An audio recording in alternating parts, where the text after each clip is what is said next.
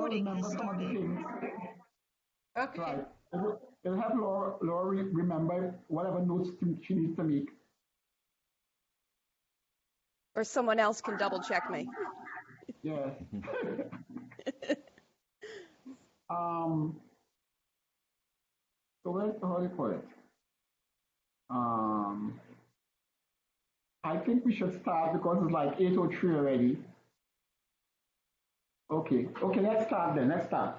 And Soledad and Wendy should be able to join in for the substantive things.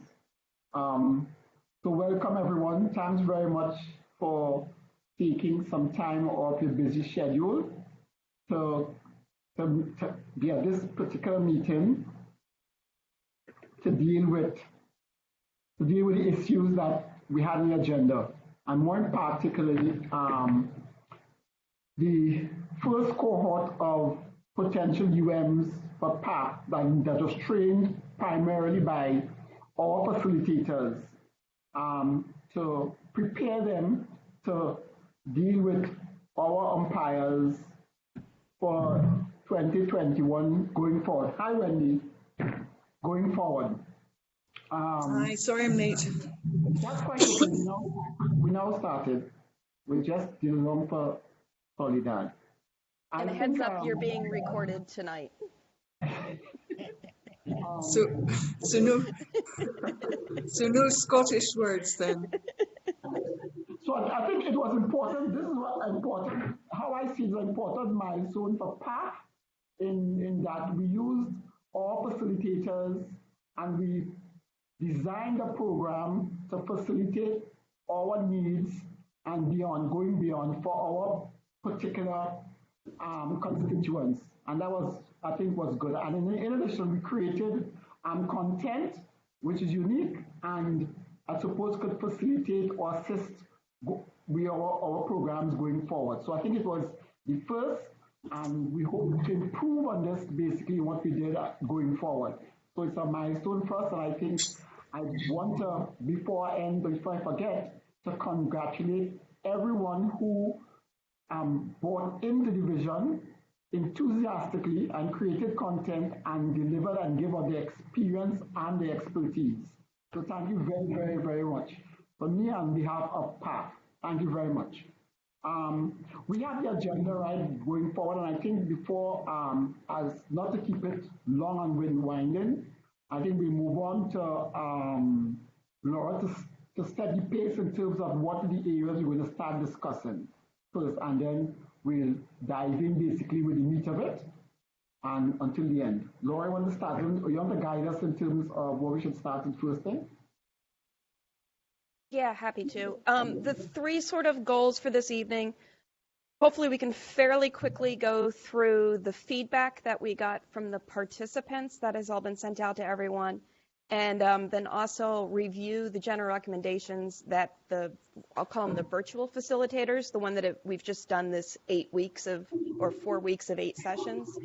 The recommendations we came up with a week or so ago, but now incorporate the feedback from Miami as well. And then the final thing is we're hoping to, so we would pull together recommendations for Pan Am. And then the last big point is we wanted to look at each individual participant and talk about their theoretical potential to be an umpire manager for PAF. Of course, we realize they haven't had any practical experience, so this is just sort of putting forward a recommendation as where they're at. This is not the final say. So looking at the feedback, we had a sort of a 2-part questionnaire. Susie answered the first part today, so we now have her feedback. The first part of the questionnaire are the standard questions from Pan Am. So were the topics interesting? Were the facilitators clear? The presentation video was good resource. Did they have the opportunity to interact? And then their overall experience. And this is only in reference to the virtual workshop. So in general, the feedback I think is very positive. Maybe the topics interesting is probably where we got the lowest marks, and the facilitators clear, but they're all still well above average. Anyone else have any takeaways from this that they want to look at?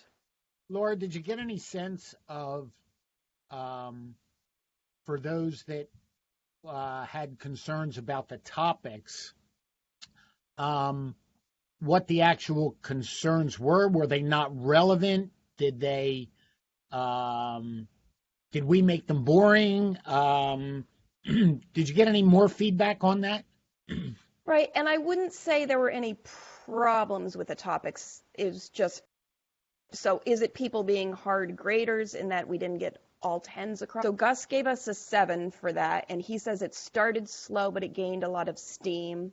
And Susie gave us an 8. She says it was presented well and ensures new and prospective UMs get the required training. So maybe for her, she's at a different point in her career than all the others. And I think throughout, Gus tended to be the most critical, if you want to use that word. Well, the only reason I really ask is, the topics is the big piece of any training, making sure that we're hitting the things that are necessary. Maybe even in our questioning, maybe interesting might not have been the right word where the topic's interesting. Some of the stuff can be rather boring, but, provided, I guess that since the group's on here, did we hit everything necessary to allow these folks to go to the next step? It would be my idea of, making sure that we hit the topics properly. And some of the answer to that might be built into these learning outcomes, do you think? Or I would do you say think it's a different question? they actually chose the topics. We gave a whole list, and then they added to them. So the topics that they really wanted information on, we served. But whether they thought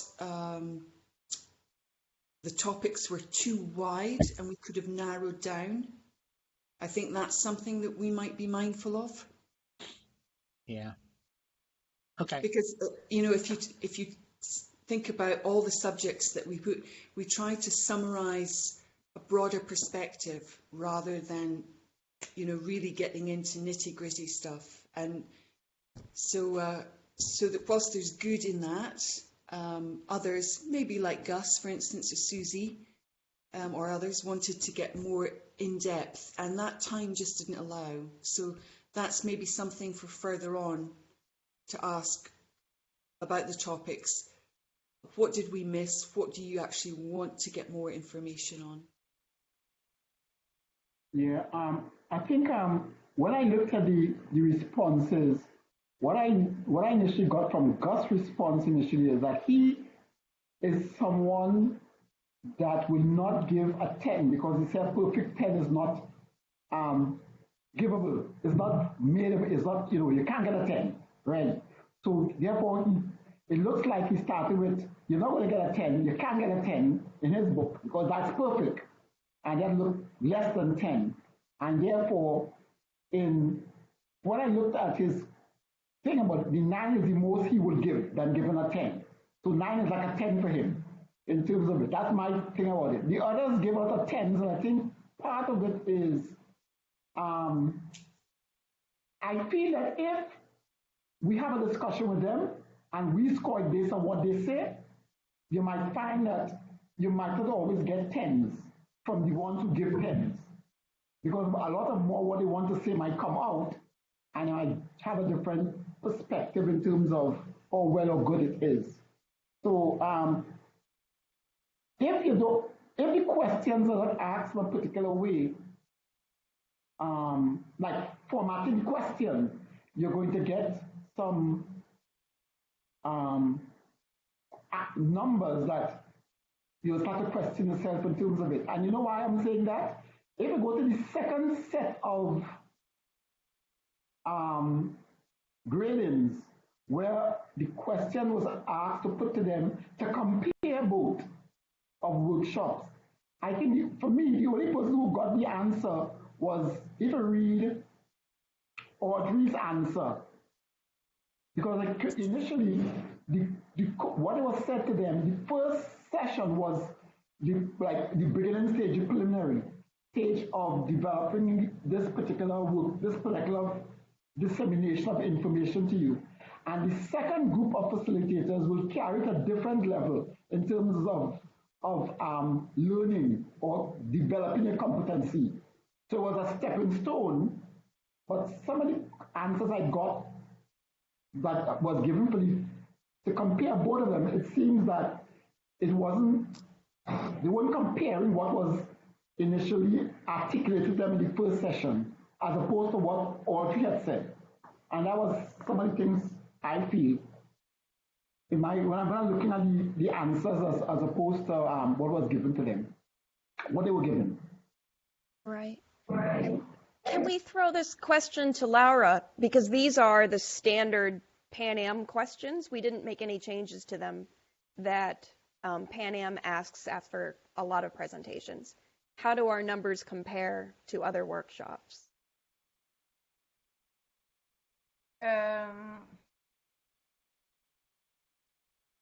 Mainly, we have always good marks, and people find the topic interesting.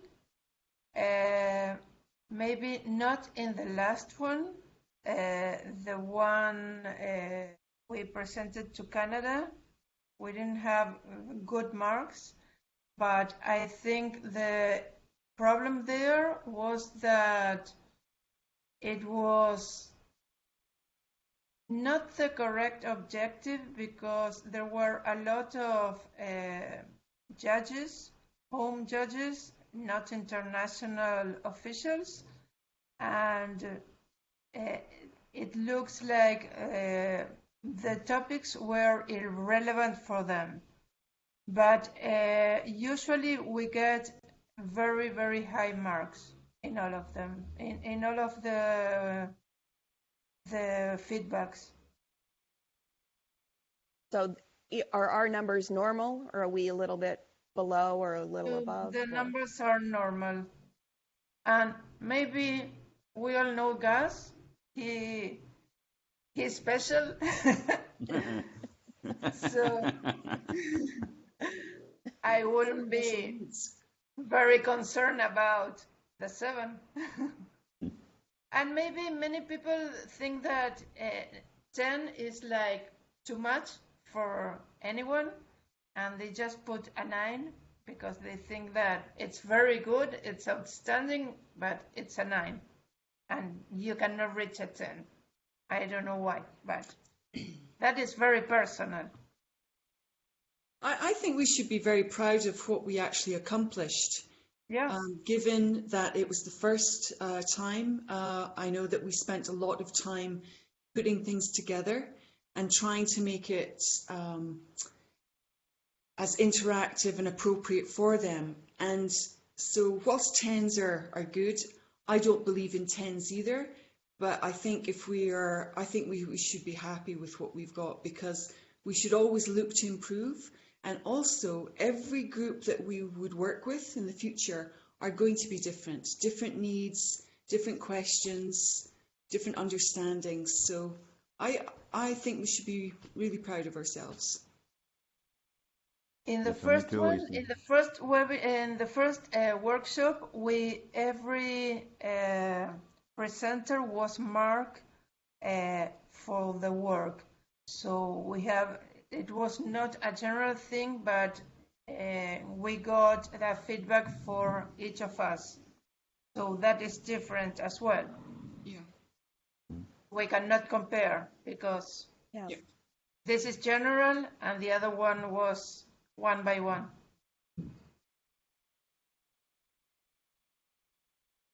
Are we okay to move on to the next set of questions? Yeah. So the next was looking at the learning outcomes. So these were the goals that we had set at the start of both seminars, both Miami and the virtual one.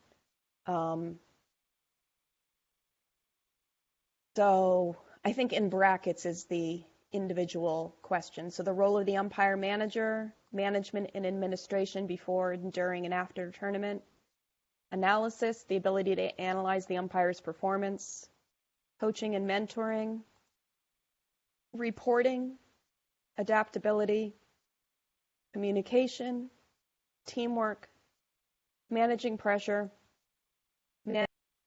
managing conflict, understanding diversity.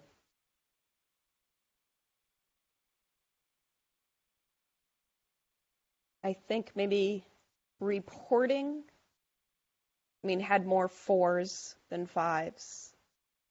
But otherwise, Gus has no change in understanding for almost everything.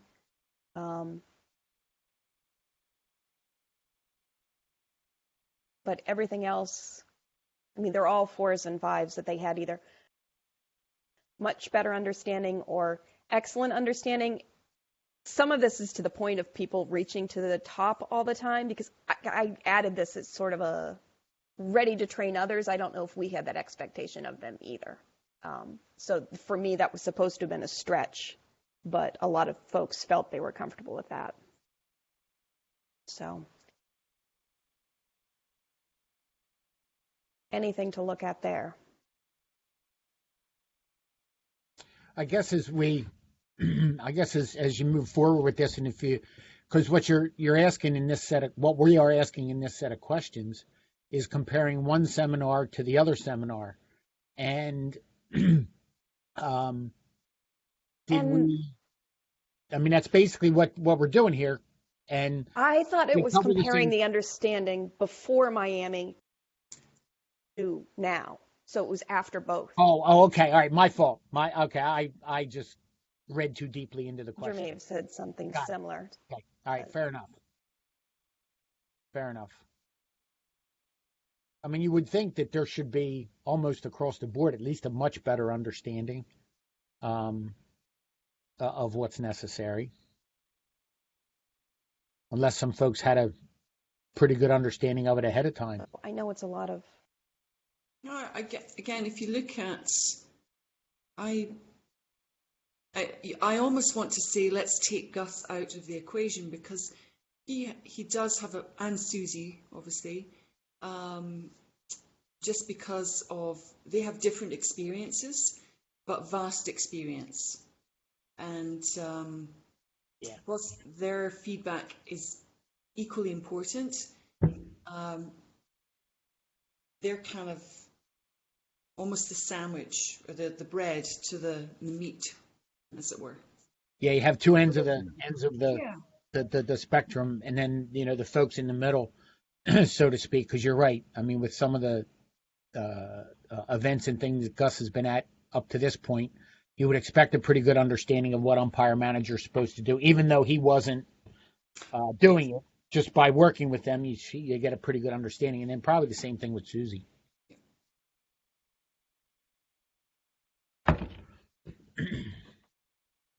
I don't think there's any alarm bells. I think it's all... I would agree.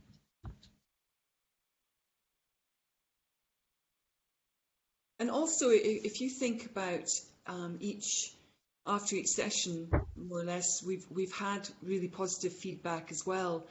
And I know I've reached out to the group to say, if there is anything that we're not meeting the mark, let us know, be honest, because we are here anyway to serve you, to make you understand. So, yeah. Okay. So we're good to move on? Yeah.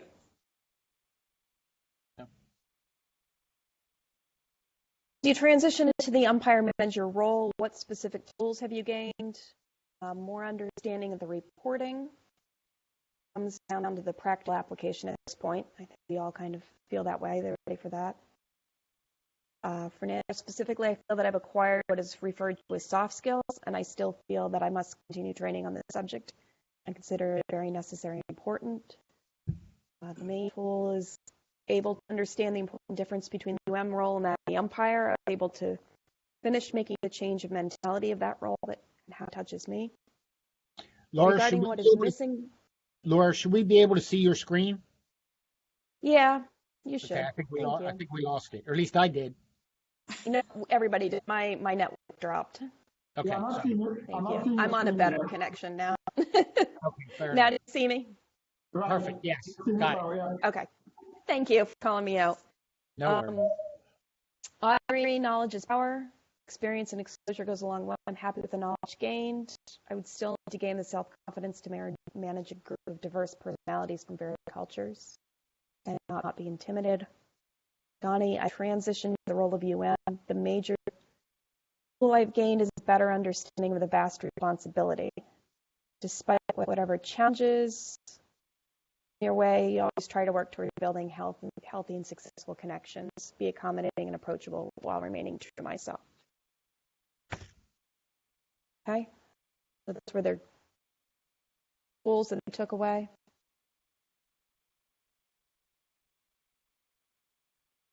Comments? Do you want me to read through the as you transition to the UM role? What questions have you asked yourself?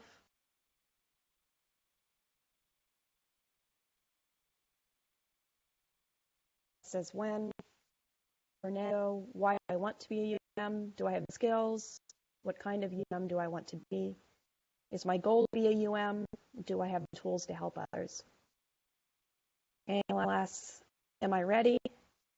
How am I going to order? What would that mean?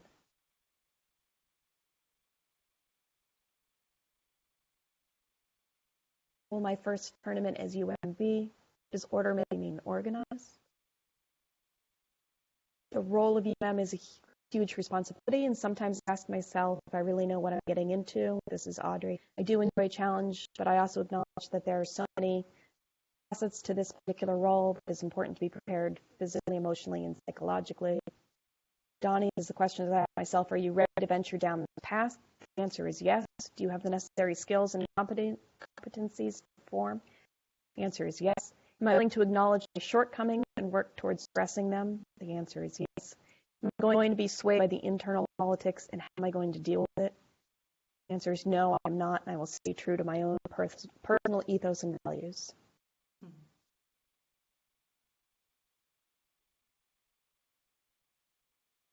Has your understanding of the role, the umpire manager, changed? Gus, no, I've had a good lead-in for years. Fernando, I feel that it has been enriched. Today I have a more complete picture. Daniel, yes, understand that the responsibility is much greater. More time, relationship, understanding, analysis, communication. It's one thing to be an umpire and another to manage a group fairly correctly. Audrey, no, it hasn't changed. I had an idea of some of the responsibilities just from being a past umpire, but the additional details presented in the workshop were eye-opening. Donnie has not necessarily changed, but expanded in that I have a fuller picture of the vast responsibilities and numerous difficult scenarios that umpire managers have to encounter and find solutions.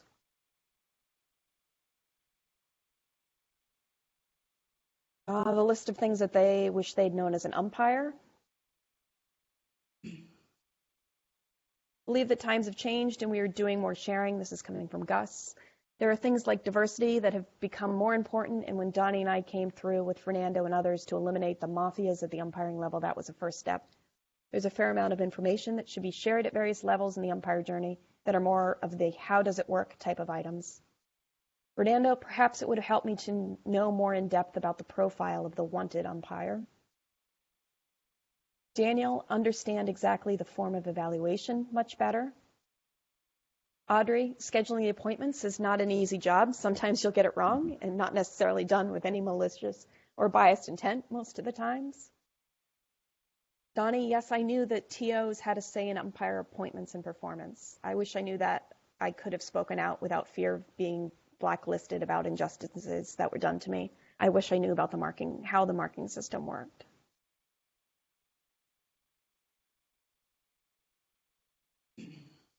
Has your desire to be an umpire manager increased or decreased? Gus, no. Fernando, increase, of course. Daniel, yes. Audrey, no, it is not, but I do think sometimes about the awesome responsibility of the job. Donnie, my desire to be a UM has definitely increased throughout these workshops. as I was thought, given lots of information, knowledge, personal experiences, feel quite confident to face whatever opportunities may come my way. And then the last question is overall feedback. Again, from Fernando, I want to thank everyone. I want to thank you for being part of the workshops. Very interesting, important topics. Feel confident and eager to apply my knowledge. Congratulations to the facilitators. They did an incredible job. Thank you very much.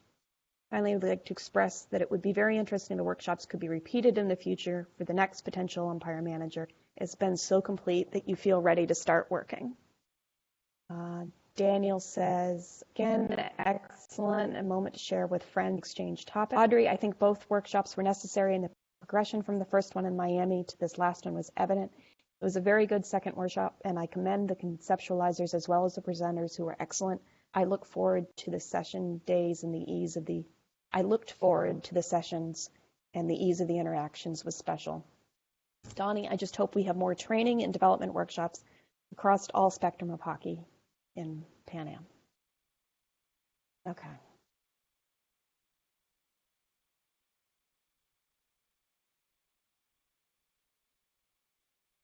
Any takeaways? Yeah, for me, I think most of the questions and the things that are itemized there is what you wanted them to start to think about, to address, and to understand what this particular role is going forward. And so a lot of the questions that came up is what you really want them to start questioning themselves to see where their future path is or where their deficiencies and strengths may lay, and how to, it's a continuous exercise as such. It's not a one and done all thing. So for me, the question is relevant that they're asked, and I'm happy to start that kind of questioning process coming up. Some of them seem to be very, and I don't know how to take that, very assured of themselves, theoretically dealing with this aspect of the management of the game. And maybe when they get the opportunity to actually do the practical aspect, then more questions will surely come to them. And I don't know how confident you will be in some of the answers. The only person that kind of have me question themselves a little bit, because I'm not too sure I understand what Steve was saying, but is Gus up to a point? He sounds very, very, very sure of himself in terms of the things, and maybe his experience over a number of years acting in that role might show something different. But I might have a question mark in terms of where I have to deal with people on the continental scene in terms of actually motivating them, guiding them, scoring them, and now talking to them not necessarily as a peer, but as somebody who assessing what happens there at that point in time. So I don't know if it's I still don't know if it's a facade or a mask as opposed to genuinity in terms of what you're saying. That's my question. I agree with you, Roger. Better because you relate with him a lot more, and Laura, in the United States in terms of not just your time, but managing and dealing with mentoring pals and things like that. That's the only question I have. For me, it's a strength and a weakness for him. It draws people to want to be with him, but sometimes he gets himself in trouble for it. Yeah, I think, with there is a certain level of confidence that, if you think about it, the questions that we asked didn't necessarily change his understanding of what an umpire manager has to do. But maybe it didn't need to change to begin with because of the different things that he's been able to do here recently, or as he's came down the end of his career. And I don't know that we. Laura is right. Laura Macchiotti is right. Can be special, sometimes a little tricky to deal with. and I also agree with Laura that it's a strength and a weakness. And my only concern is it a defense mechanism?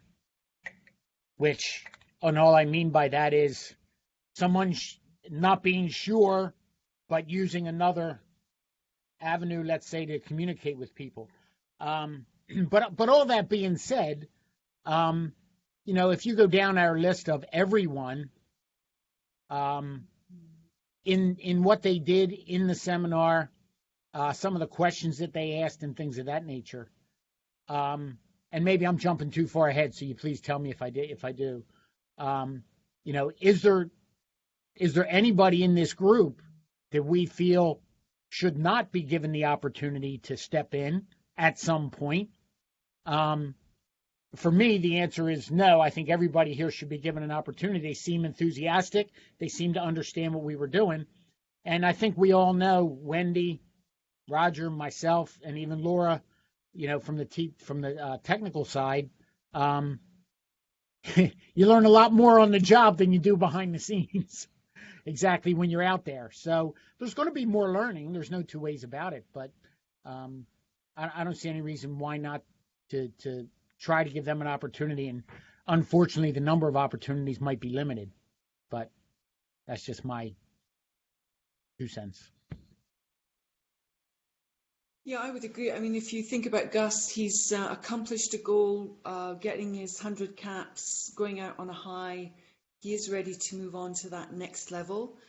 For him, it probably couldn't come soon enough. Obviously, with COVID, that hit the nail on the head. But I think he'll find his own niche and the balance of coming from the umpiring into the transition role of being an umpire manager. And for all of us, that is a journey in itself. And he's just got to find his way that will work. As all of them have as well. Yeah. And I agree. I think they all should be able to have an appointment as soon as possible and get them into the practical side of things. That's going to be the standout for them. Yeah, and that's going to be the tricky part, depending on Yeah. How all that goes. But yeah, I mean, I think we have a good group to start with here. To continue, because I know, at least on my end, I'm getting older pretty quick. And Roger, you're not far behind me. No, I'm not. But I mean, we definitely want to look to the future, and I think these folks can somewhat be the future. Yeah, I think, don't get me wrong, I think my thing with, and I think I'll plead my conflict of interest here, put it on the table. I think Gus and I are very close, and I'm a bit harsh on him. The only reason I'm a bit harsh on him, I think he has much more that he can give. And he tends to, for whatever reason, is withholding his true self, in terms of he always creates this facade and keeps within him his true self for whatever reason. That's not my issue on things that. And I think at some point in time he needs to, who is Gus, and say, do who is Gus, be who is Gus, not try to do something that is not him. And that's barriers. It's a bit difficult to come through. And you see it at times when you deal with him. Yeah. Yeah. The hiding behind the jokes. And Yeah. Well, that's one of the things that, everybody has to, we all have our own personalities, but when you take on a role like this, okay, you have to realize you can't be the buddy or the friend of everyone every minute.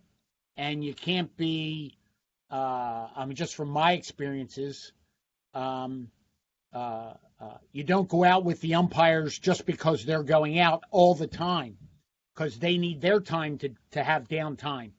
So, away from an umpire manager, because you guys know how it is. You go out with the group, you're usually talking about the tournament and all that. You're not necessarily talking about, how's the family back home, what's happening in Argentina, the more personal things. So that balance, I think, could be difficult for him. But then again, time will tell.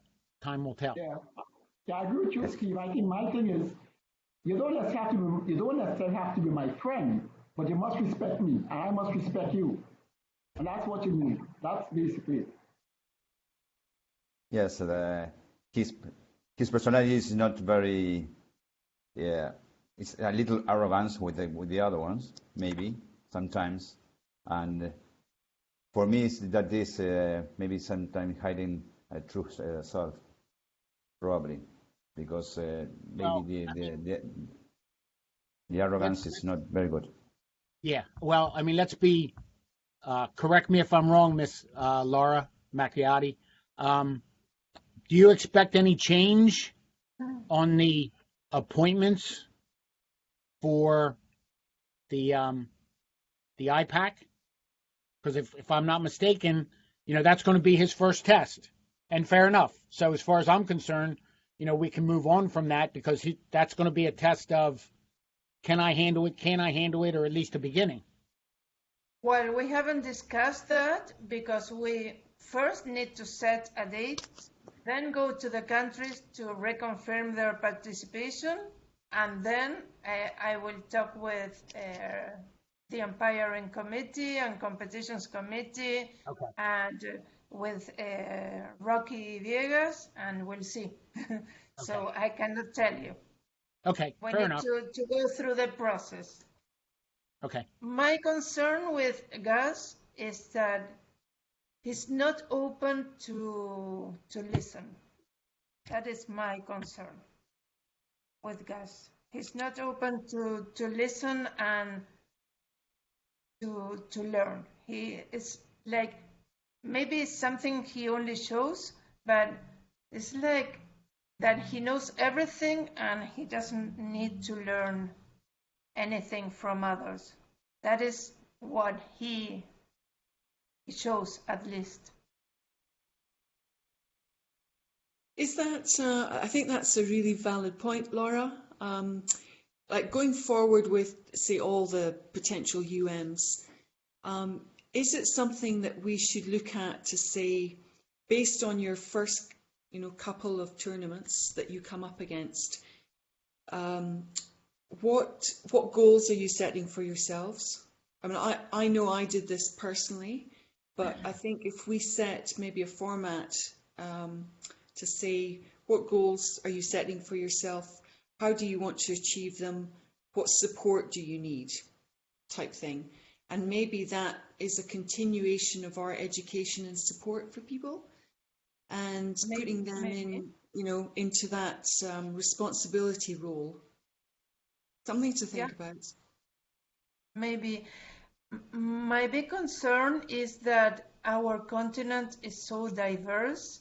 Our competition is so different in each place that you really need to listen. You really need to learn, so you know what you assess when you assess, because it's very different to assess umpires in a development tournament as we have in Central America, with all the problems those umpires have, that they have no competition, they have no training, the National Association doesn't really worry about umpires, than if you are assessing someone going into the Pan Am Cup or the Pan Am Games. It's so diverse that it's very important that we listen to each other, to the experience of each of the umpires managers or the umpires going to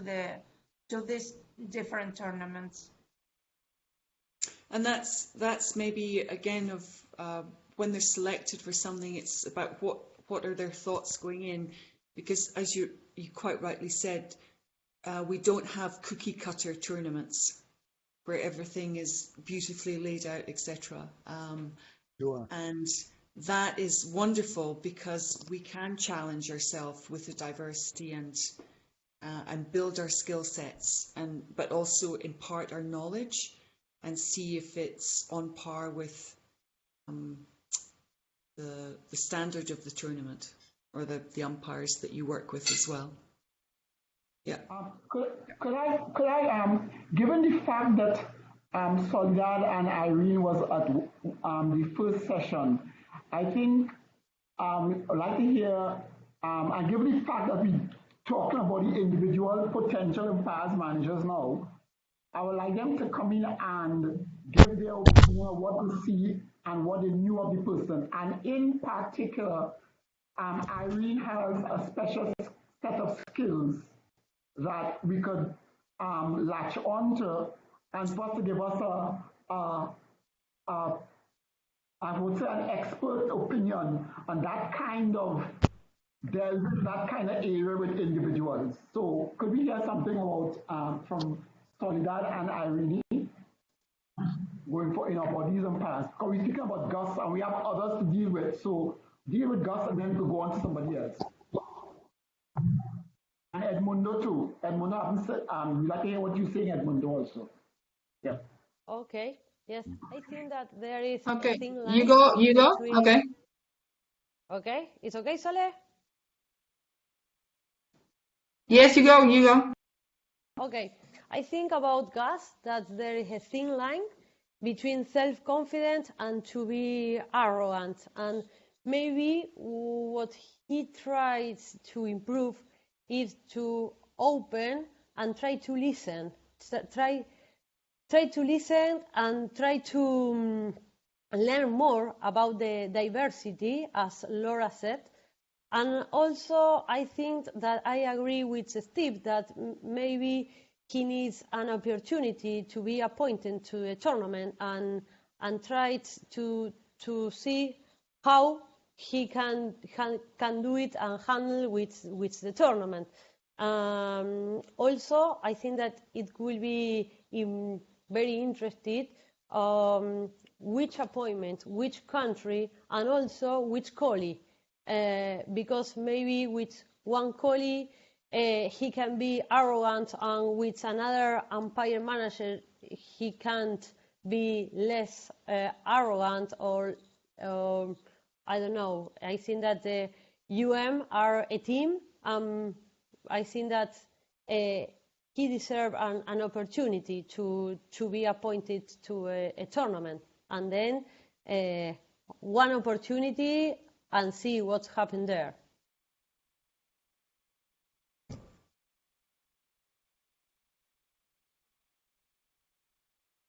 Okay. Do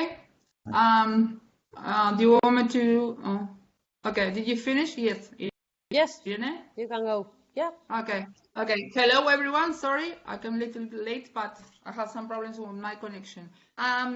In Gus case, well, I have some concerns as well as you have. I must say that in the seminar we went to in Miami last year, there were some difficult situations to handle, and even for me, when we were making a presentation, or someone else was making the presentation, like for example, Laura was there, or Irene was there talking, or Roger was there talking. Gus, I have to say that his attitude during the seminar was a little strange. I mean, he was all the time typing, doing other things, looking for a job in internet.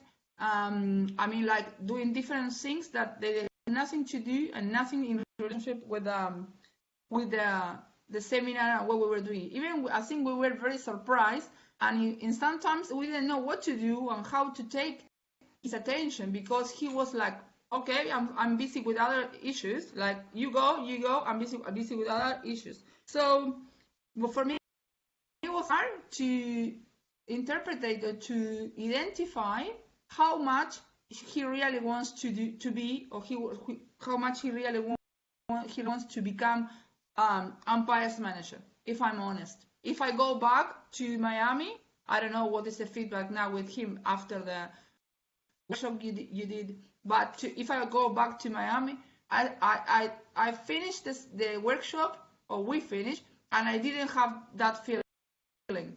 It wasn't a person that you can say, okay, I see this guy really, really wishing to be UM. I didn't have that feeling. But also it's true that for that time, he was still trying to see if he could continue as umpire, because the limit age was decided or something happened at that time. Still there, he was trying to see if he was able to go to the next indoor Pan or whatever was the case. So it wasn't really for me clear that he wished or he wanted to be a UM. The other thing is, I tried to see him in practice. I close my eyes and I try to imagine the situation with him, coaching umpires or giving the feedback to the umpires after the game. And I cannot see very clear in which method or how he's going to treat the umpires after the game, how he's going to explain the umpires in case they didn't do very well. This kind of, strength that I think the UM has to have. I don't see this very clear, to be honest. Maybe others either, but I don't see him as it's like the feeling is like he knows everything. He has nothing to learn, and it's in this job that we do.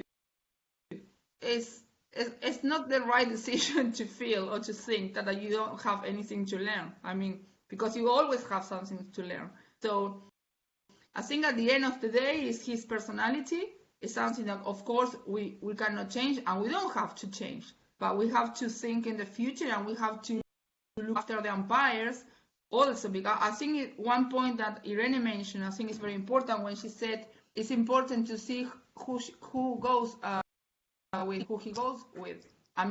It's not the same someone that he can overpower or he can manage, or he goes as assistant or as a trainee with someone who he cannot manage. For example, I don't see Gus trying to overpower Steve or Roger or Mommy. You know what I mean. So depending also who is with him at the beginning. But alone, if we are appoint him by himself, as UM, I'm not sure we're gonna happen with the umpires. So, and that point about that of everyone is also a difficult point in terms of the coaches, the technical people, and the umpires, the players that he still know very well. So all that mix for me may be a problem. So I don't want to be negative, of course, but this is all I see, and this is my feedback after Miami as well. So, Momi? Okay. Yes, I agree with all the things that you said with Gus, because I said that his personality is very arrogant. I don't know it's positive to be or to how to treat with the umpires, because sometimes and I saw like umpires manager, and when he was an umpire, he subestimates all the things that we said, and I don't know how to have a briefing or debrief with our feedback to the umpires. That's I agree with all the things that you said. It's always the same. I don't know how to handle that thing, but he needs an opportunity, of course. And I don't know who the umpires manager share with him, like an assistant, of course, because I think that it's not easy to be but that's mine. Roger is nothing. Yes. It's not easy, maybe to share the same shot. I know Gus quite well, and I think the problem is he has a very, very good heart. He has a very good heart. It's just that he puts on a mask, But he really believes in what he's doing and what he wants to do.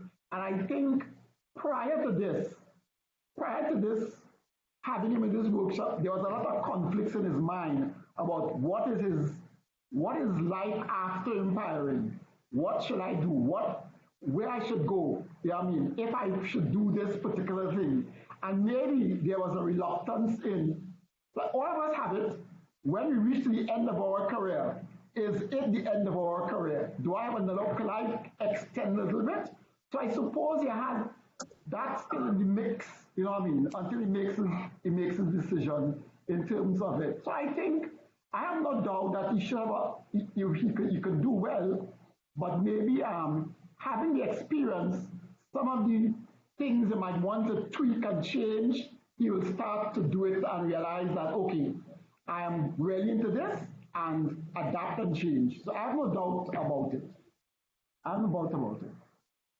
Yeah, and I think just like all of us, you know, we've all had an opportunity to be at our first tournament, and then the feedback you get is very important, especially in the first tournament, because you are so unsure of not only yourself, the way you're managing and interacting with everyone. So it's good to get that outside point of view, so that you know, we can make our changes as we move forward. And it's just like I was saying earlier, and it'll be with everyone. You know, our whole group here that eventually, hopefully, will be appointed somewhere. You know, those things will come back, because as we talked about, the tournament director will have an assessment, is supposed to have an assessment on the umpire managers, and hopefully some of that information would come back. And then whatever's done with that information will depend on the next step and the next step and the next step. I mean, we've all had to change over the years. So if there's no change, then there's no change. But if there's change and things are moving in a positive direction, those are the ones you want to keep appointing, no matter who they are. So hopefully there would be some change with that. But I think only time can tell. Can we move on to Roger, I just have to say one more. I'm like Roger in that I have a good relationship with Gus, and there's some conflict of interest. But to be completely honest, at times when I'm the person in charge at a tournament that he's at, I worry about him sabotaging things. He'll make little issues into very big issues. So I think not only in considering appointing him, it's not only about overstepping someone, but it's also about not undermining the person in charge. But there's the other flip side to this that he's really good at is he has a lot of loyalty from a lot of umpires throughout Pan Am. So if he gets going in a certain direction, a lot of people will follow him. So we just, I think, in giving our feedback to him, need to find a way to encourage him to go in a direction that the leadership wants to go, rather than a way that's just self-serving, if that makes sense.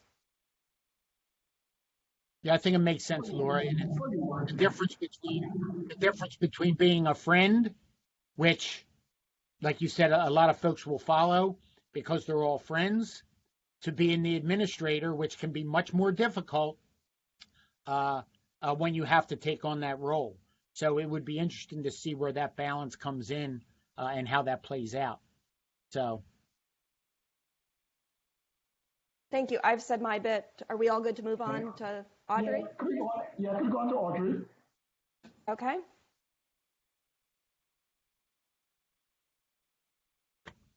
Irene, you want to open it? You want to open it, and with your assessment of her when you saw her.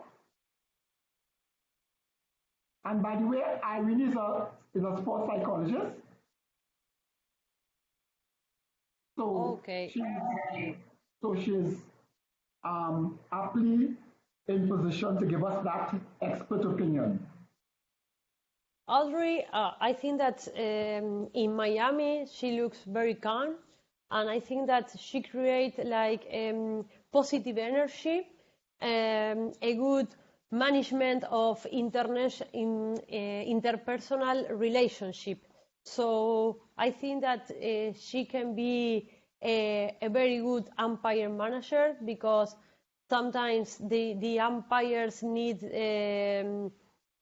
needs the support of the umpire manager, and she's, as I said, very calm, and she's always like positive, and I think that she can be a good umpire manager if she is with a strong umpire manager, you know, to balance, because maybe she's too positive and too good, and sometimes you need to be more hard with the umpires, so maybe she can be a good balance with another umpire manager that is more strong.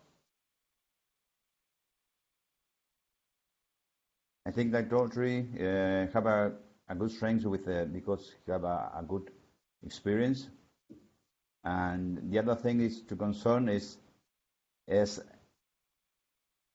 have the balance is in coaching and UM, because he's more coaching, because she has that problem in his mind, is in her mind. It's about coaching. And that's all the only thing that my concern for Audrey. And of course, you can have of course an appointment for the future with a strong umpires manager. Yeah. Yeah.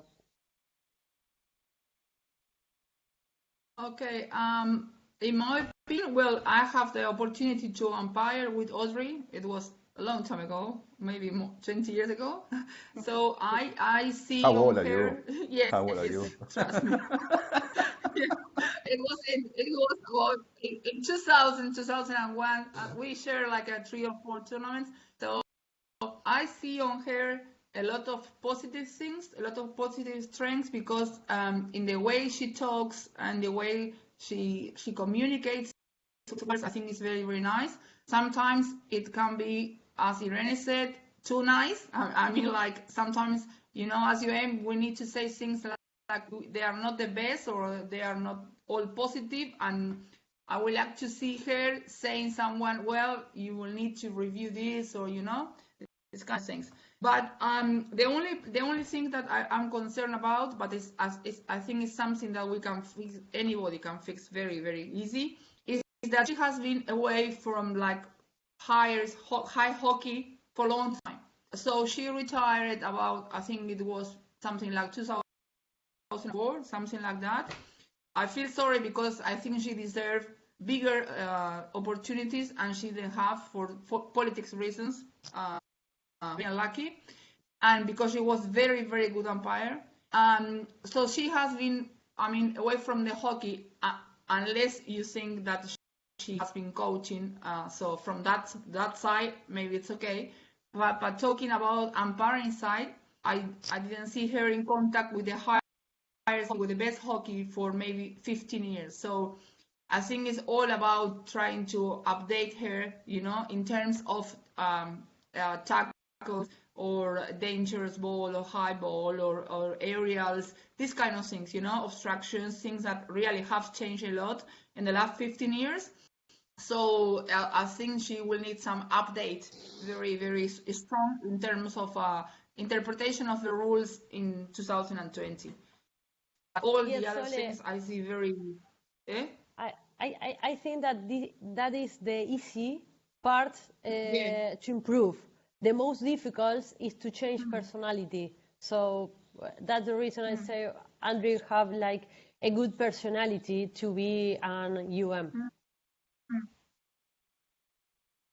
Yeah, I this is agree with why you I all. said for me is the easiest point. Sorry, it's the easiest point to fix.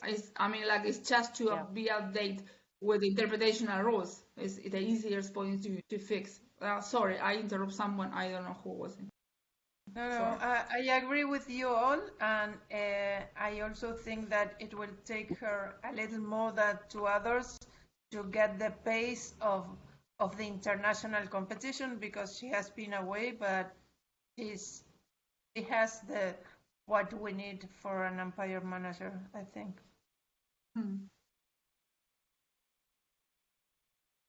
Yeah, from Yeah, my. Oh, Steve? go Go ahead, Wendy.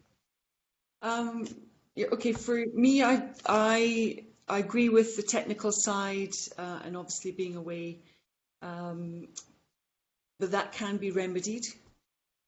I would think that she might question her other abilities, maybe her confidence level, but I think within that, she's resourceful enough to request help and be humble to that rather than feel that she has to do it all herself. Or the pressure might be on her to do that. So I think she would be good at requesting help when needed. And she's a thinker. She asks really great questions and takes time to get insight before speaking, which I think is a really good quality. Yeah, I agree with you, Wendy. Yeah, I mean, I've had limited exposure to Audrey, but I just from being on this seminar, I agree with Irene's statement. You could tell when Audrey did talk, very positive just about everything, which leads to the concern of can she be strong enough to deliver a difficult message when the time comes, and let's just be real about it. I mean, that's not an easy thing for anyone to do. So I would think that that would be a careful balance when her opportunity comes up, that she is paired with someone, if at all possible, that can help that balance, and you keep that into consideration. Because it's great to have, and what we call it here in the United States, you play good cop, bad cop, good policeman, bad policeman. And I don't know what they call it in other places, but sometimes that can be very effective in someone's learning of the process. I didn't realize she was away from the scene, so to speak, for that long. But then again, I'm a bit of an example because I was kind of away for about 7 years, and then came back. And so as long as she's willing to learn and study and do the things necessary, I say, we move forward. And to Momi's point about the coaching, when there's an assessment of her debriefs and her or anyone's debriefs or ideals on the game, we know that we have to balance the whole game. We're not always on the can't always be about the umpires, can't always be about the coaches, can't always be about the players. Has to be about all of us and the game itself. And so, is that going to be a concern? Maybe, but I think her positive nature is a very good starting point to get an opportunity. I think if you look back to about how she delivers more difficult conversations, that's something that we can help prepare her for as well, and also get feedback from her, because maybe in say her work life or even personal life, we don't know that depth, and I think that's something that we can bring out and find out more, and put it as how would we really want to see you in this situation? Can you give examples of how you've had to deal with those types of things? I think that's a very good point, Wendy. And I think that, if we do a debrief with her, when we do a debrief with her, it's okay for us to raise that concern. It's not even a concern. It's just an ideal that, this is something you have to be prepared for. And, will you be prepared, and can you do it? And are you comfortable doing it? Yeah. Because, if you're not, then, lack of better wording, we're really not doing the job properly if we're not giving honest feedback and information.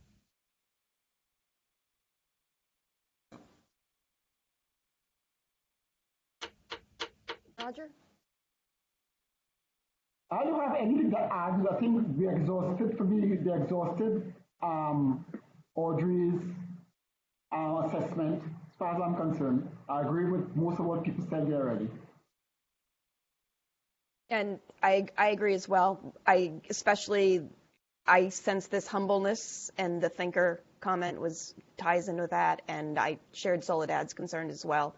Just being on the outside, how long has she been away? But we already talked all that. Okay. Do we do Daniel next?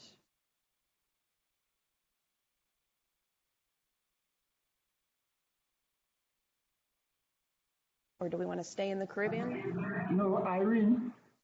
Irene, which one do you want to do next? Okay, let's go with Daniel. Okay. Give us your analysis. Yes, I think that the good point from Daniel is that he is always open to learn. He is honest and he is calm. My concern will be his capacity of being a leadership and how to make good decisions, because sometimes he's not like with self-confidence.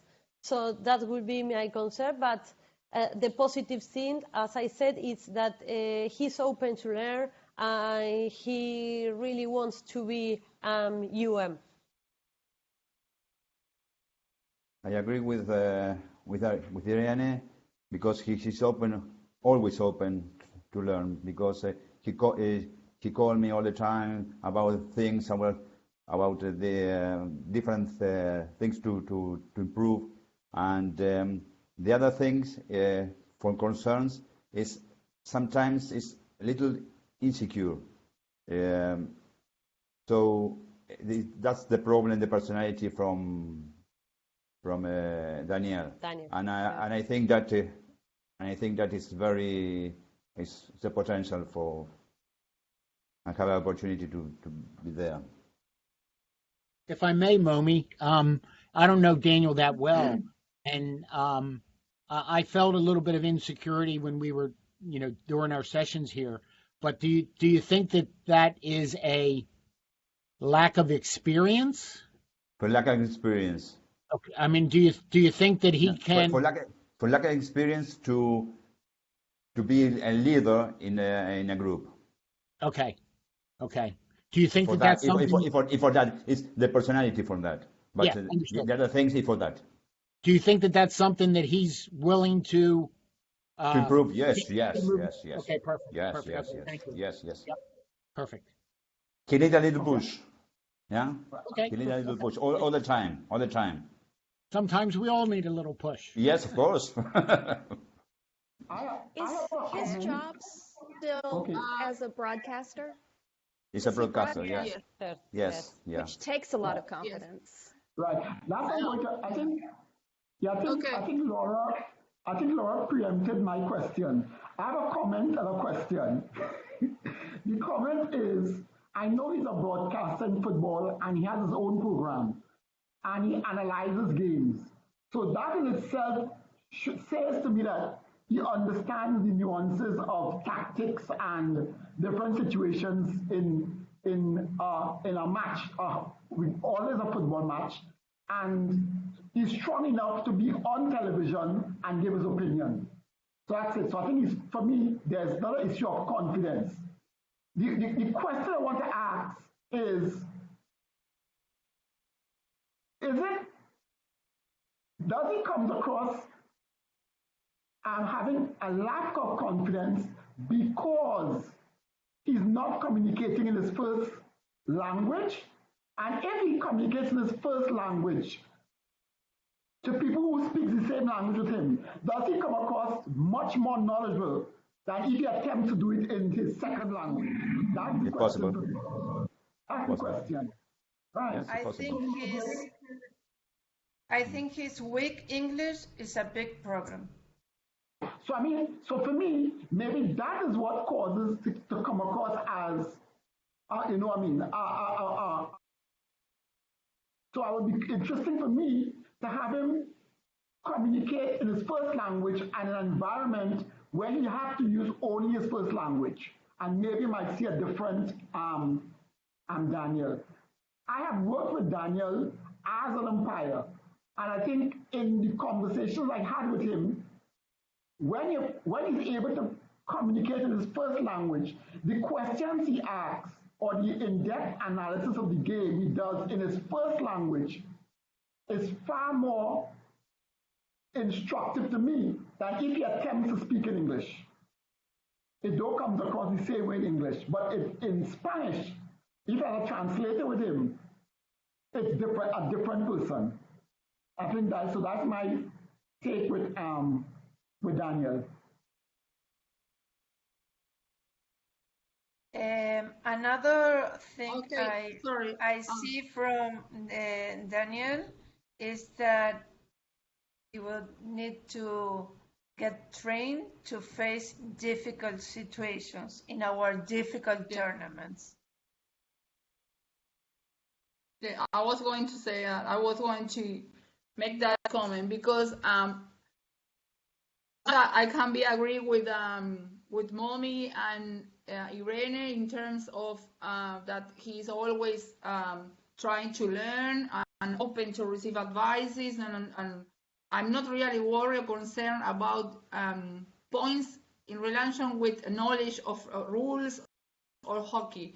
The concerns with Daniel for me are that I think he's not enough flexible to deal with situations that come up during the tournaments in our continent. I have seen, I shared with him a lot of tournaments as an umpire, and also with him, me being already UM. And I saw him being under panic because the transport, for example, is not there on time. So what I mean is, okay, we know that the transport has to be there. All of us, the one we were in Lima last year, we can share a lot of experiences about transport not being there, food, and all the issues that you know. So the thing is, if you have him there as UM, how he's going to deal when the problems start to come in the tournaments, for example, in Central America, where when you arrive and the pitch, for example, is not ready, okay? So you go to Cocha and you don't have a pitch, and you don't have a field. And then you have there and the umpires, they don't have the money, and you don't have the food, and the transport is not coming. So my concerns about him are all about that, not about hockey in terms of rule and all of that stuff. It's how to deal with that, because he's always under panic. So it's just different examples. And I have seen him being very, very demanding with small things that all of us, that we are PAF umpires or officials, that we know that we need flexible, and we need to accept and understand that in some countries, or I will say most of the countries, in our many things don't happen how they should happen.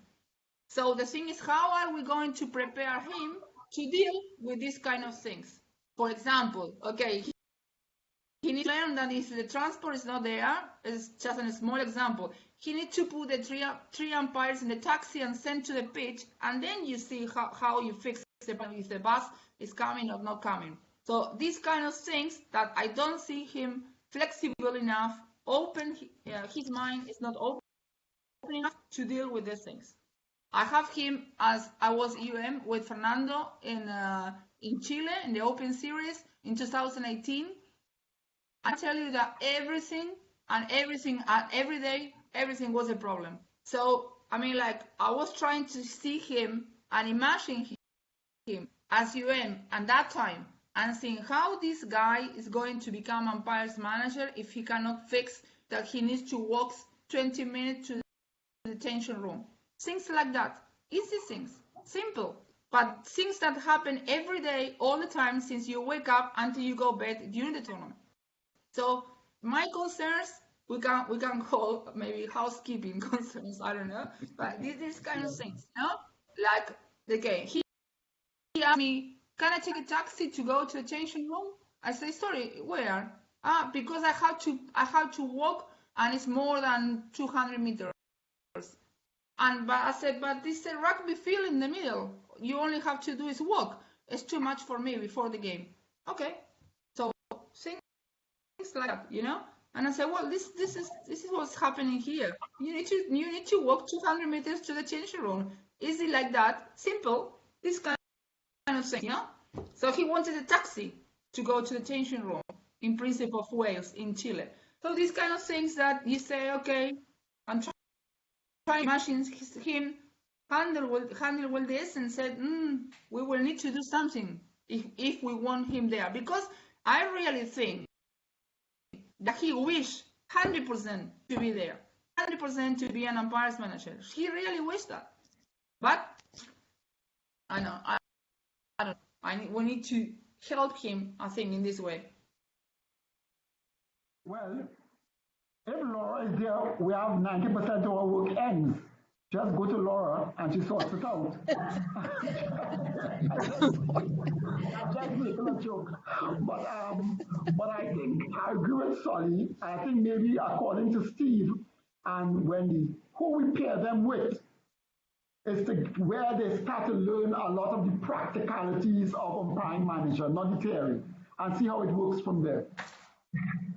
I think it's the skill set definitely of how you prepare something of, you know, like planning your day of and delegating certain jobs to someone like Daniel to say, okay, you're in charge of this, that, and the other. So he gains a bit more experience on that, but you're still observing and being that support for him. Someone like Daniel might take, you know, maybe 3 or 4 being an assistant UM before he gets into that bigger stage.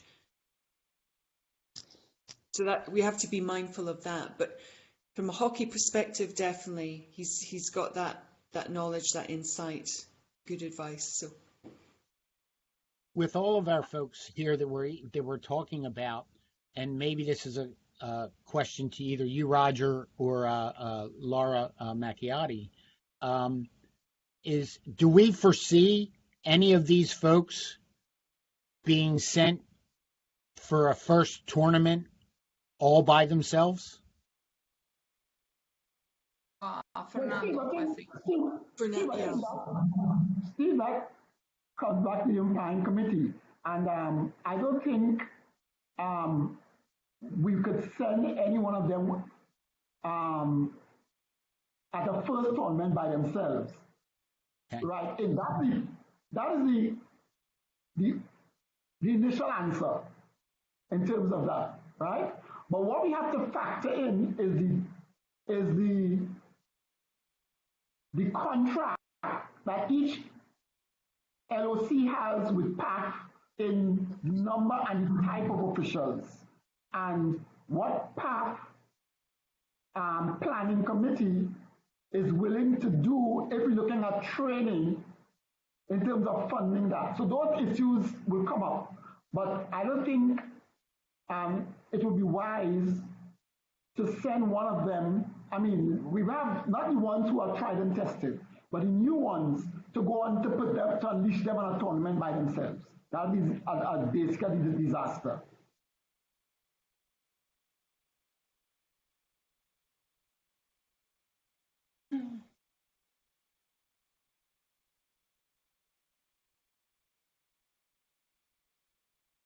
Move on to Donnie now. All right, so do we have a recommendation to give on Daniel? We're fine for him to have an appointment with someone else. Yes. Yes, of course. I think the decision is going to be the type of tournament in terms of the degree of difficulty and the best match with another umpires manager with that particular. I think that's going to come down to it. Yeah. Okay. Irene, you ready for Donnie? Okay, yes. Yes. Oh, Danny.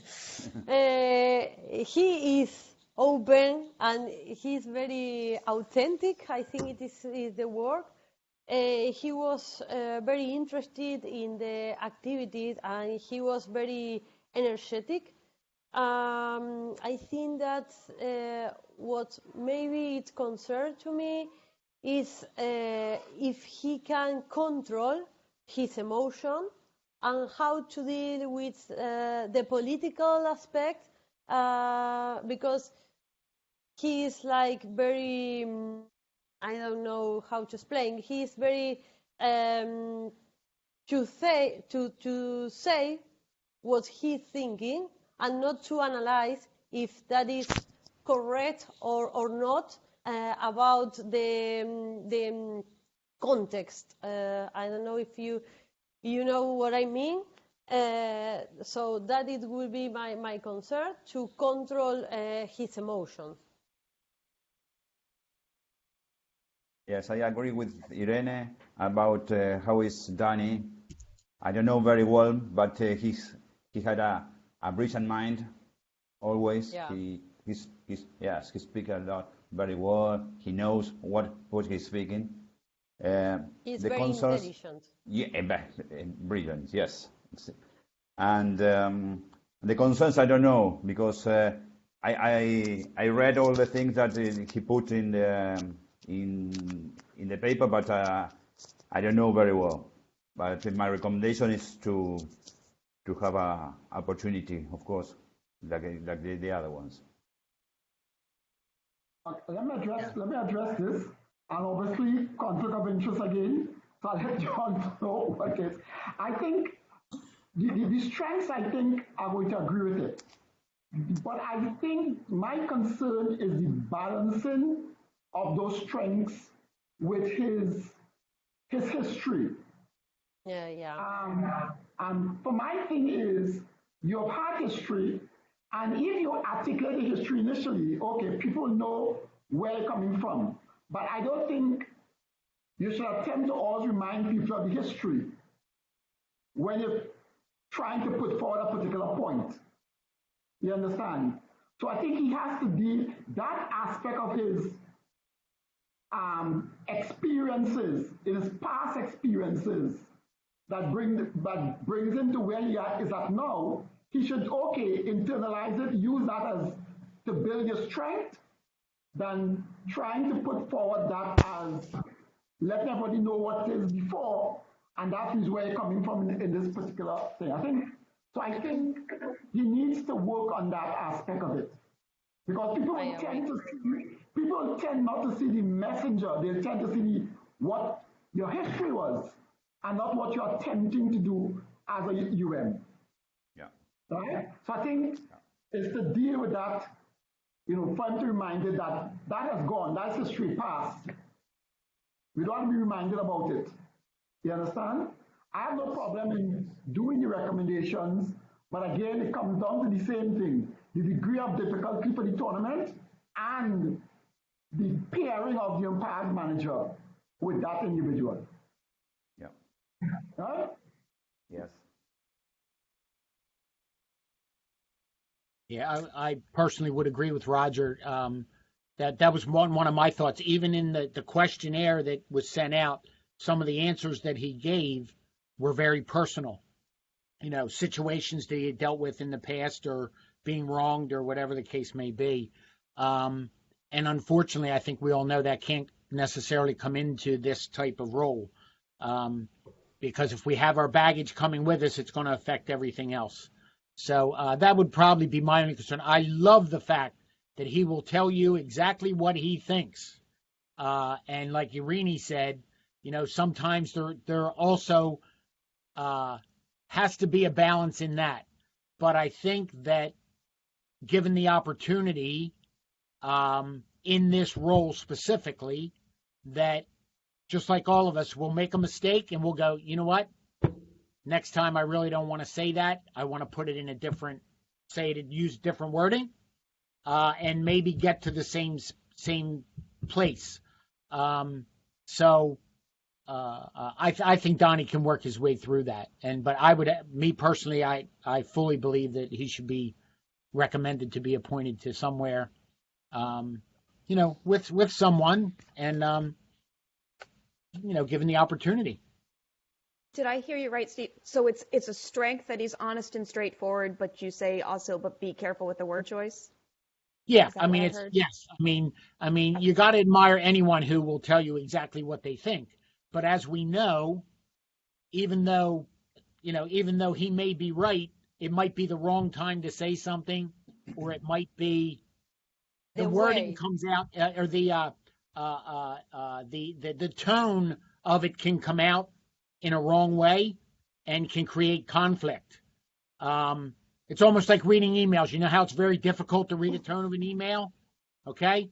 With Donnie, even though he's being honest with you, sometimes I felt, me personally, very difficult to know, is he really getting mad here, or is this just him saying what he wants to say? Very difficult. And he's very self-aware. I've heard him say that he'll say Okay, well, to family and friends, tell me. So I think it's helpful for us to reaffirm that, because I think he's already aware of that. And I didn't know that, but I see that as a positive. So I think he continues to move forward. Yeah, for me, I would. I think we're all aware of Donnie's kind of past history, almost being a victim in lots of ways. But I see Donnie now. I mean, he's got lots of passion there, wants to really be involved. He has learned a lot, and he's been very open and honest to say, yes, he was a bit of an ass at times, but I see him as an influencer of change and positive change into this role. I see him that he will get the balance of his responsibilities to speak out, but also have a sense of diplomacy when it's needed. And as we know, just through that experience, and that's something that we can say to him in our debrief to him. Be aware of the bigger picture and how you're saying it. But yeah. And I think as well, the role of a you're an ambassador at different levels, and the responsibilities that you have. So he's seeing that transition from being the umpire into this new role.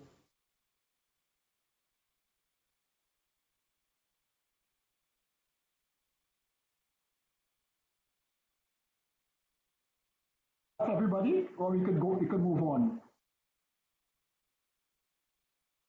So could we go on to Fernando? Fernando. I'm good to go on, Irene. Okay, let's go with Fernando. I think that he's very, very, very motivated and enthusiastic about being an umpire manager. He really have the desire of being an umpire manager, always open to learn and grow in this new role. And also he's a good team member. The weakness maybe is that sometimes he's insecurity, and sometimes he don't know how to control some of the emotions, like the happiness or being sad. But I think that he can be a very good umpire manager. Very passionate. Yes, I agree with Irene that he is now an umpires manager, but because he had opportunities to be there, he's open to learn always, all the time, because he asked all the time, and I saw that. I don't know the concept that Irene said, but I agree with her. My recommendation for Fernando is to be an umpires manager in a minors tournaments, and maybe, of course, in a major tournament like assistant, because he had experience for that.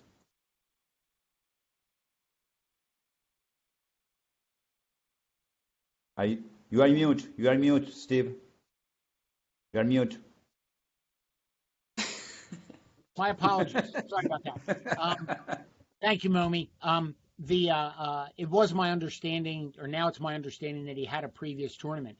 Was there any feedback from that tournament What was the tournament? Was he working with another umpire manager? Yeah. He was by himself at the Central American Development Yes. Tournament, Okay. He was. and he did very well. Very Yeah, he difficult was. tournament. And he was assistant from Soledad too, no? Right. He worked in a tournament. We were with in me an also. open series in Chile. Yeah, I think he worked with me in his initial tournament, his first tournament. In and the he worked youth with me- qualifier. Right. In and the he youth worked with me on qualifier. right. And that was his first appointment. And he also worked with me in a tournament in Mexico. The youth Salamanca. qualifier, Yes. yes. Yeah. Another one, he worked with two tournaments with me. And I think what Irene and everybody had said about him is exactly what I experienced with him. He's willing to learn. He's always very, very interested about the umpires, the well-being, and especially on the pitch. He at the CAC games in Colombia, he worked with me also. And he's not afraid, although sometimes he organizes, he's not afraid to tell the umpires what he needs to tell them. I mean, what he's going to be, it takes a lot out of him to do it because of his nature, but he does it. If he has to, he does it. He's honest about it. I think, yes, he needs to work a little bit on his emotions, but for me, that is Fernando, and I think that he's showing that he is truthful and he's honest with the umpires when he expresses those emotions to them. And I have no doubt that he's on his way to be a good MUM. I have no doubt about it. I was with in when we were in Chile in 2018. It was FIH appointment. So he was in charge with the men's, and I was with the women's. Of all the games and the feedbacks, but we were together all the time. But he was in charge with the men's, and also I think it's important to add that here in Argentina, he is in the tournaments in the Confederation, and he used to be in between 6 and 8 tournaments a year. So what it means to be in charge with about 40 games. Irene knows about that in 4 days. So he watched and helped the umpires, and he stays 14 hours a day for 4 days in the tournament, and he used to do that for 6, maybe 7 times during the year. And he's doing that since, I would say, the last 3 or 4 years. So he has a lot of experience, at least here in Argentina. I tell you, it's a lot of experience because you need to spend many hours. You need to watch 35, maybe 40 games in 4 days. So what is a lot, really? And maybe you have 16, 18, 20 umpires in one tournament. So what is very, very demanding. And he does very, very well. Very well. So, yeah. Yeah, he's well respected in his country and throughout PAF as well. Yeah. Did he go to Chile to help as well? Wendy, with your work with Martin and no, he wasn't there, but or Roger, has No. Fernando been over to Chile to help somebody? No, I think you're speaking about Herman. Ah, you're right. Thank you. Sorry, I've lost track. Anyone else on Fernando? no, I think it's all been said. Yeah. 2 thumbs up. Yeah, I think he's our strongest of the new ones for sure. Susie, Irene. Oh, wait, before we go on, we're at the hour and a half mark. Are we okay to keep going? Or do we want to meet again? No, I think we should try to finish this on one sitting, Okay. unless I really have to deal with the baby. But the baby is still sleeping. Okay. Well, we can continue then. Not here. Hurry up She's in with the room. meeting. Hurry up with the meeting. Okay. Very good. Irene on Susie. Oh, sorry, but Susie haven't been in Miami, so I didn't work with her. She So sorry. wasn't. She Yeah, wasn't. Good point. Susie's just been in the workshop too. And the reason that we brought Susie back in was to be a buffer and also a support to some of the others if there was group work related stuff as well. And just to get her interest back in. Has Susie taken more of a path with the technical aspect, or no? You mean like be a tech official? No. Yes. Very That's my much question. umpire manager. She'll come to Big Okay. Apple and be a umpire manager. Okay, all right, fair enough.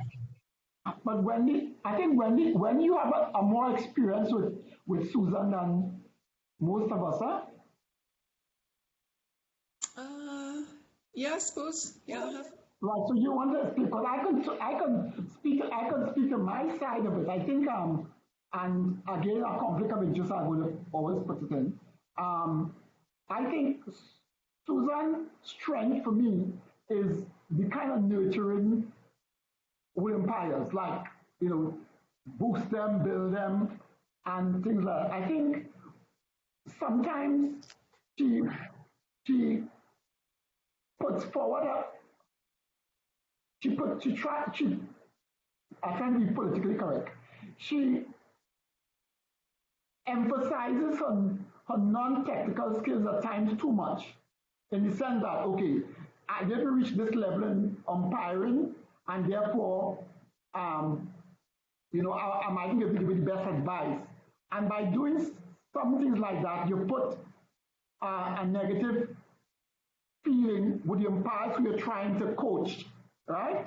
But in terms of the positivity, in terms of building an umpire's confidence, being a mother, being nurturing, that kind of things, there's a strength in that. What I would like for her is to build the other aspect of her, the umpiring management part, the technical aspect of the developing umpires, much more than the strength that she has. And I don't know if she's compensating using her strength and negating the other aspects she needs to develop more. And I don't know how you see it in terms of that, Wendy. Yes, I would agree in a way that she puts herself down, saying, oh, I only got to X amount and don't have maybe as much experience at the higher level, but she has vast experience. And I think that's just a normal trait of Susie, in that she, I was trying to find the right words here.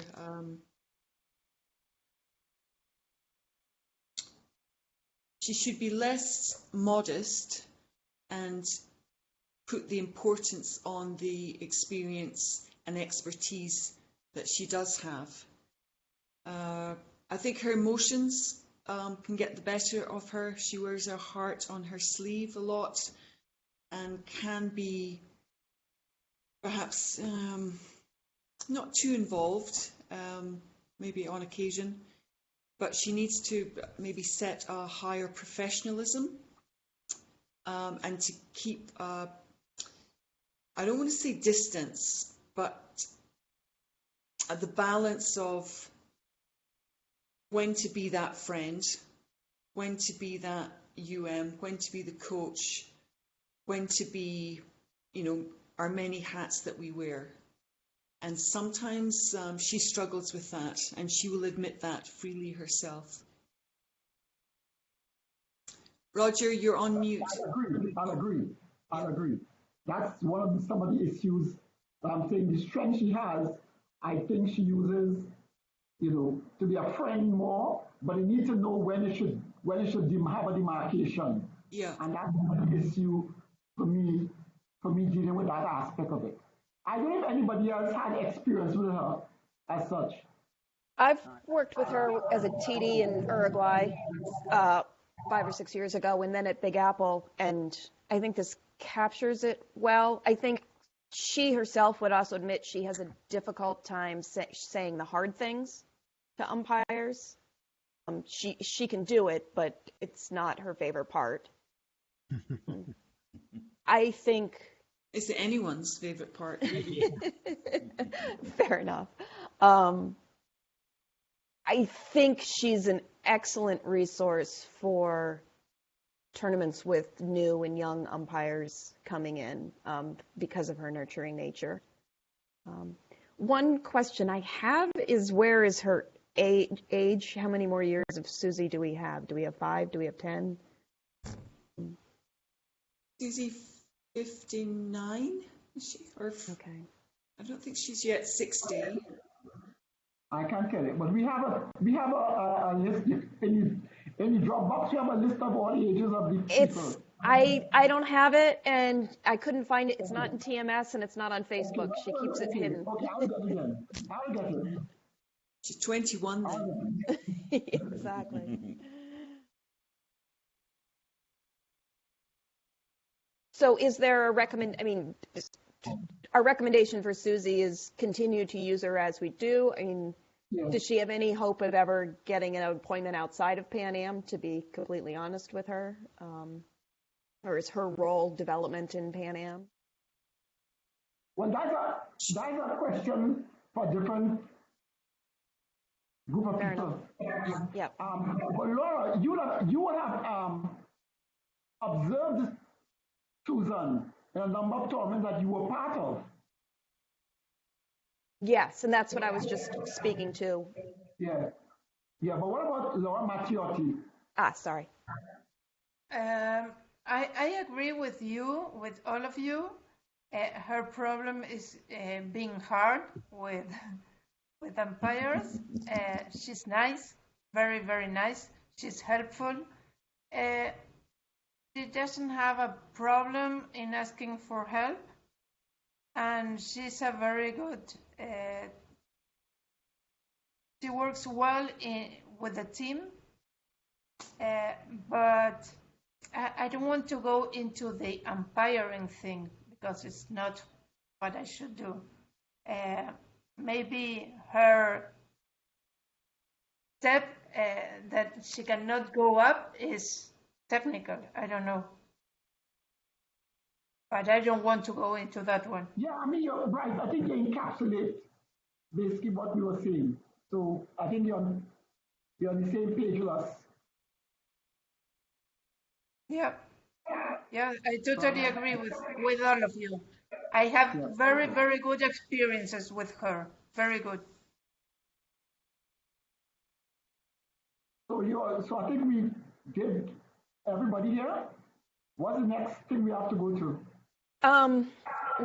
One question is, how are we going to present this information to the potential umpire managers? Are we, all of us, going to go into a half an hour meeting with each of them one at a time? I should, in theory, let me tell you how I feel about it. And you all could agree or disagree. I'll welcome that. I feel as a group, we should, because what I will see is that is the majority basically at the end of the day have the same opinion, as opposed to one person saying something to them and they having a doubt if that one person encapsulating what everybody says. Even if the group, not everybody speaks in the group, might just say, okay, I agree, or if we have a different opinion or something to add, if somebody's speaking, you can do it. But I think if the group is there giving an assessment, I think it's more credible, it comes across much more forceful in terms of this is a unanimous decision of the group. That's Yeah, my I opinion. think, yeah, if I can, I agree with you, Roger, that basically Laura Hess, first of all, thank you so much for taking these notes, because these are the notes that we want to put on to these candidates. Am I correct? They're really, I mean, we're all on the same page. We've already had a pre-discussion. to understand some of these things. And I think with the 4 of us, 5 of us, whatever, with each individual, 15 minutes, here's the positives, here's some things we think based on what we know and what we've seen in the class, some things that you need to be prepared for. And, you know, everybody here has a recommendation to go on, okay? It's just a matter of when, and that would need to be explained to them as well. I mean, just because maybe Fernando goes out to the very first tournament and, you know, then Daniel, and then, you know, we're going to get the question of, you know, where am I in line? Well, that necessarily can't be answered. But I do believe that we do this as a group, and we basically go right off of the notes that we just developed. And I think that's the best information they can get. So we'll follow the outline, work on here's the positives, things to work on. I liked Wendy's question earlier of can we then ask them, what do you need to work on, you know, how can we help you work on these things? Yeah. And then give them the recommendation. As a group, do we need any prep time to come together before we do that? Or we'd be comfortable in a week from now just jumping into a room with Audrey and working through our notes? The only question I would ask is, do you have any suggestions on how we should approach it? Good question. Your mic off, Irene. Can you repeat the question, please? From Laura's follow-on question, Laura Hess, I was asking you if you have any opinion on how we as a group should approach this, to deal with how we should approach it. Would you have any advice in terms of it? Yes, I agree about what you said. I think it is a good idea to approach them as a group and tell them, this is what we were talking about, you have this strength, and maybe you need to work in this aspect. And our recommendation is that you are going to, I don't know, that tournament. And I think that always to be open and communicate clear is a key. And this is what one example as the umpire committee to send to the umpire managers what we are going to do and what we are going to expect and how we are going to deal with all these kind of situations. Okay. Laura, continuing from what you asked, I think, well, that's my humble opinion. I don't know what the group would think. As soon as we can get it done, we should, because it will be fresh in our minds, and we'll understand. I mean, so when we're coming to have a discussion with them, there'll be no having to actually go back and dig deep into your mind. So as soon as we can arrange this meeting, we should set it up. Yeah, and if we, I mean, for me, if we can set it up in a way, we have 6 candidates, I guess, right? I mean, do them all in one evening. Set 15 minutes at the most. I'm saying 15 minutes can be more or less, whatever. I'm just giving a number. And then give a little bit of a gap, go on to the next one, and try to get it done, as efficiently as possible. Yes. It's basically information we're giving them. It's like a debrief, okay? But we're doing it as a group, and here's what we see. Here's your potential. Here's our recommendation. I mean, it's something we've all, at least on this call, we've all done sometime or another with individuals. So I think we just stick to the same process. Right. And Laura, when we finish, Laura Hess, when we're through with it, can we give them just a short note on what we spoke about on the same headings thereafter? It might not be the same day or the night, might be something thereafter. But at least to have something solid in their hands to go forward with. Yeah. Will they get a certificate from Pan Am for this? Pardon? Will there be a certificate that comes out of this workshop for Pan Am? I would like that to happen, Laura Mattiotti. In your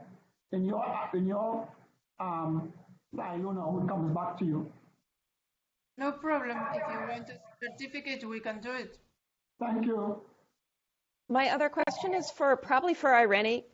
There's going to be 8 of us. It might be intimidating or confusing. You say be open and communicate clearly, but probably all 8 of us should only speak if something's missed or. Yeah, but maybe we can make a plan. For example, to Fernando, I don't know, going to talk to him, and the other ones are going to support what Wendy is talking. And to Audrey, I don't know, Sole is going to speak, and the other will support. Not to speak everyone, because that is going to be unclear. And another thing that I was thinking is that we use what is called sandwich technique. That is to say at the beginning something positive, then we say what you need to work on, and then we finish with another positive thing. So you say positive, what you need to work, positive, and how. And this is a good technique, and it's only will take about 10 or 15 minutes, no more than that. To some extent, we're ending with a positive, telling them we're all recommending they move forward. But, yes. Okay. So right now, do we want to pick the leader and the support person for each person? We should do that.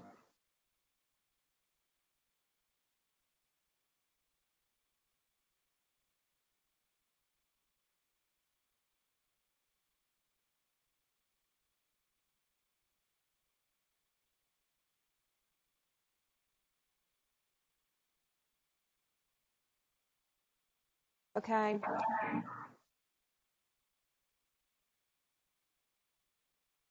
Anyone in? I can say what I want to say. I don't want to be leader or support. I might do a wrap up or end up, because each of them I know very closely.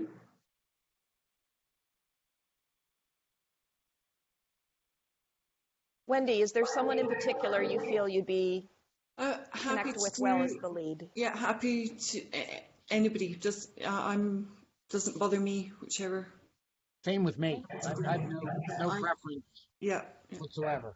I mean, it's pretty much what we do, right? You got to get on your full umpire list if you're an umpire manager. So, why don't you?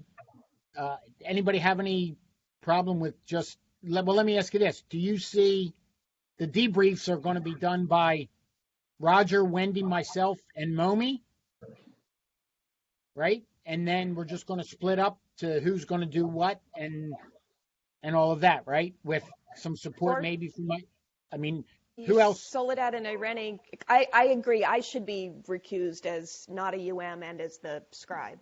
Well, my point is, love having Irene and Soli on here, but they, this is the first time we've had them in the seminar. Is that correct? They were in Miami. Yeah. They were Miami. I don't mind. Okay, all right, understood.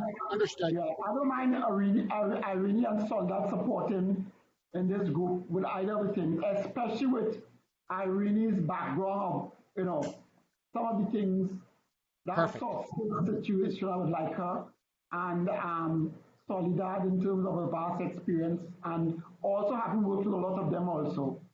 So I don't mind Edmundo, Wendy, you and myself dealing with that, and they coming in and doing the support.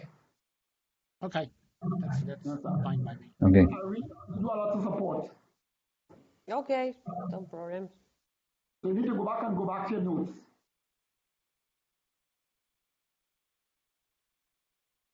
Can anyone suggest a good pairing? I don't. 2, 3, 4, 5, 6. Well, you're going to need a. There's 4 of us, so each one of us can take one, and then a couple of us will have to take 2. I don't Right, want as to a be lead. I don't want to be with Donnie or Susan, because it's like saying to them, somebody always hearing from me, so you might as well hear from somebody else. Yeah. I'll take them. I'll do Audrey. How about that? Yeah, I'll take Donnie and Susan. I have no problem with that. I have no problem taking Gus if you want to do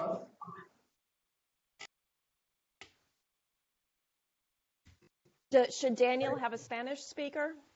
I would think so. I have no problem to say to Daniel, You should have a Spanish speaker. to Daniel or Fernando, or both. Yes. Sorry, but my net is it's not working very well. Okay, we hear you. Okay. So Soledad, Irene, are there places you would like to be the support person? I don't mind. Whatever, it's good. Soledad, do you feel comfortable being the support person with Gus? Yes, no problem. Yeah. Strike, put a slash, Irene and everybody. Irene and everybody, except Susan, or she didn't see Susan.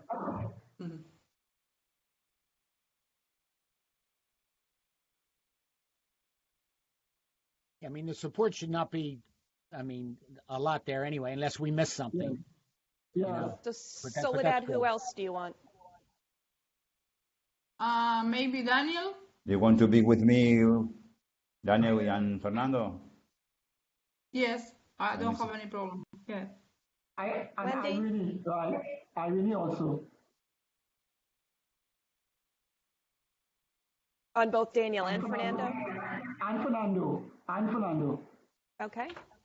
Wendy, do you want Donnie or Susie? Donnie.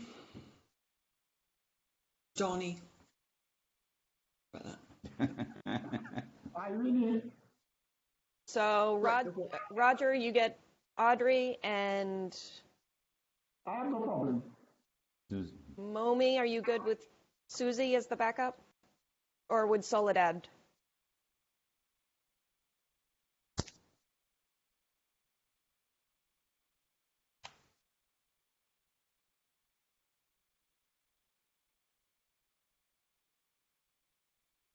Sorry, I can be the backup with Steve and Susie if that's if that helps. Just to add in, get it over. Good. Yeah. We happy? Yeah. Okay.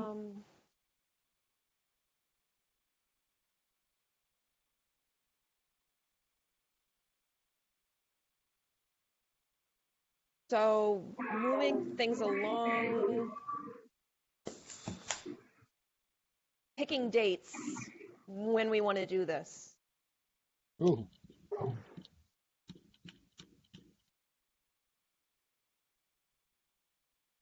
Maybe we pick 2 dates to give them 2 options to I sign have up no as well. problems. I am in quarantine.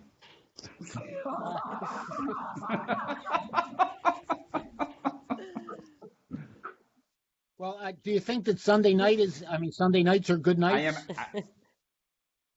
Sunday would next, or the 8th or the 15th would work well for me. That's fine by me. Or a Tuesday night currently. Be okay.